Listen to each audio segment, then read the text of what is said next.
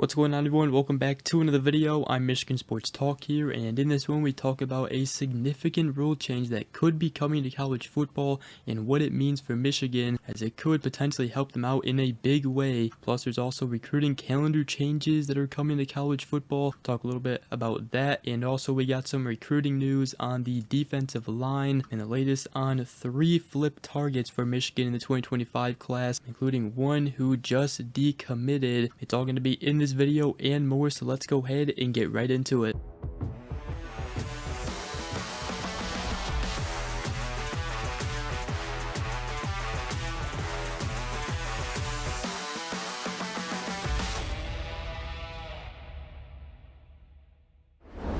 Alright, so I wanted to start this video by talking about some pretty big news and a significant rule change coming to college football, as according to Pete Nako's of On3, the NCAA D1 Council passes unlimited college football coaching staff size effective immediately, and it will allow an unlimited number of assistants to instruct athletes and will allow all staff members to provide technical and tactical instruction to athletes during practices and games. So this is some pretty big news. Now, the council initially rejected the move in spring of 2023. Now, the proposal states that in football, any institutional staff members may provide technical and tactical instruction to student athletes, and an institution may not make arrangements with an individual outside the institution to provide technical or tactical instruction to student athletes. So those guidelines would keep the number of off-campus recruits to 11, including head coaches.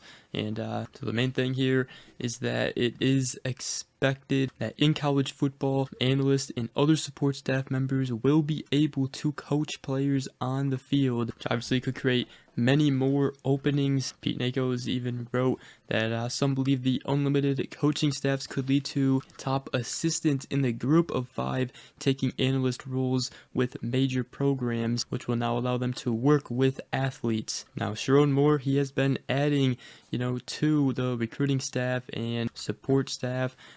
He's added multiple recruiting analysts. Sharon Moore earlier in the offseason did say, "We want more help. I have a different vision of what I want it to look like, and just different people having different details. I'm not going to put all the details out there, but just having more of an arsenal and more ammo in there to help us." So Michigan does have a lot of analysts that could help the coaching staff and can now help the players on the field. A couple of the analysts include Jack Clark, as he's helped with running backs in the past, currently working with tight ends. Josh Synagoga, as he has experience with quarterbacks and wide receivers. Nick Gilbert, who has experience on the offensive line. Brett Ingels also has a strong background with offensive line play. He's also been an offensive coordinator in college and an assistant coach with the New Orleans Saints. Now, defense, they also got some exciting names like Pernell McPhee, who's a former NFL defensive end linebacker who actually played for Wink Martindale on the Ravens. Lionel Stokes, who was a defensive quality control coach at Louisiana, who worked with Michigan defensive backs coach Lamar Morgan. Kevin Wilkins, who also worked with Wink Martindale with the Baltimore Ravens and New York Giants. Anthony Marciano, who is currently a junior defensive analyst. And on special teams, Michigan added Garrett Clausen, who comes from SMU, and he was a special teams quality control coach for Old Dominion. He was a big time hire and should be a very good analyst for Michigan. So this is some big time news, as all those analysts and other support staff members will be able to coach and give instructions to players on the field. Let me know what you guys think about that.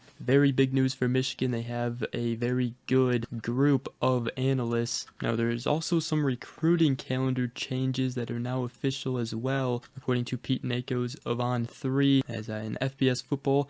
Changes include the following. They are extending the July dead period. A 31 calendar day dead period beginning July 1st is intended to allow coaches to prepare for the upcoming season without focusing on recruiting, which will mean no more barbecue at the big house in the month of July for Michigan anymore. This year's will be the last one in the month of July. July. They're also adding a December quiet period intended to allow teams to focus on the football postseason and allow on-campus recruiting activities. Also extending the January contact period intended to allow schools the opportunity to recruit high school juniors and four-year college transfers. They're also adding a quiet period the Sunday before the American Football Coaches Association convention to allow coaches to finish campus visits before the convention dead period. So interesting news right there, as those are some recruiting calendar changes taking place in college football. So let me know what you guys think about all of those rule changes. Now, I did want to talk about some recruiting news to wrap up this video today, and as some of you guys may know,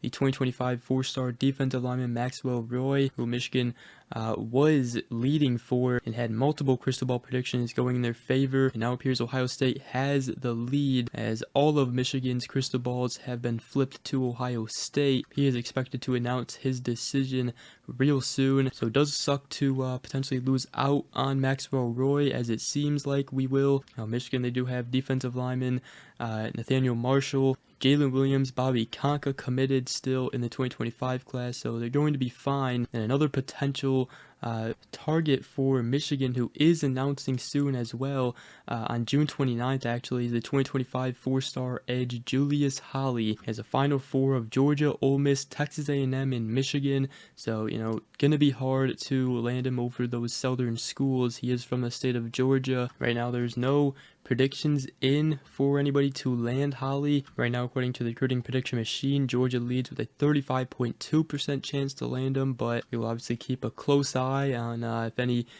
predictions come in soon here following up to his commitment date. That's some news on the defensive line there. And real quick here, I want to talk about some potential flip candidates for Michigan. Now, we have talked about Michigan going after the South Carolina commit and four-star top 100 cornerback in the 2025 class, Shamari Earls, mainly between Georgia and Michigan, obviously South Carolina too, but he did take an unofficial visit to Michigan a couple weeks ago, and he just recently took an official visit to Georgia this past weekend. It appears that he really liked that visit. He said it's the best visit he's been on. Now, Michigan, they have tried to talk him into becoming the next Will Johnson at Michigan, which is a very good selling point. However, Georgia is really wanting him as well, so going to be hard for Michigan to land him and flip him, and I would think that Michigan may need to get him back on campus for a visit. But another guy Michigan is apparently targeting, according to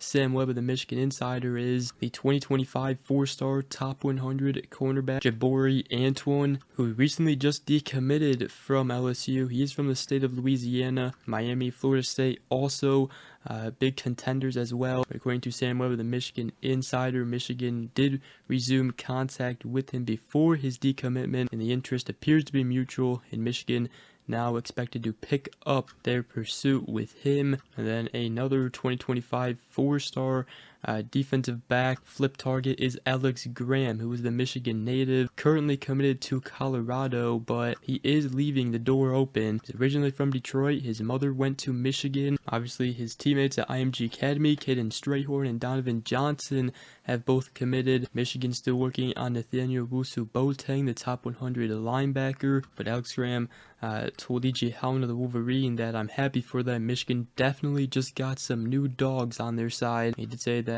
I'm committed with Colorado, but there's still a lot of love for Michigan. That's an update on a few of flip targets for Michigan in the 2025 class. Let me know what you guys think about that. But with that, that's going to wrap up today's video. Hope you guys did enjoy.